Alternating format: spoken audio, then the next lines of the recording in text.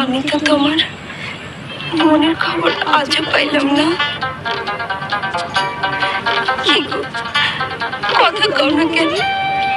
তোমার এই কথার উত্তর দেওয়ার সময় আমার এখনো আসে নাই। কবে আইব কইতে পারো? তা তো জানি না, তবে এইটুকু বলতে পারি, আমার যে নিয়ন্ত্রণ করে তার নির্দেশ পাইলেই আমার কিছু কম লাগবে না। তুমি সব কথার উত্তর খুঁজে পাইবে। আরে দেখাবো মনের দুঃখ গো চিরিয়া, অন্তরে তুষে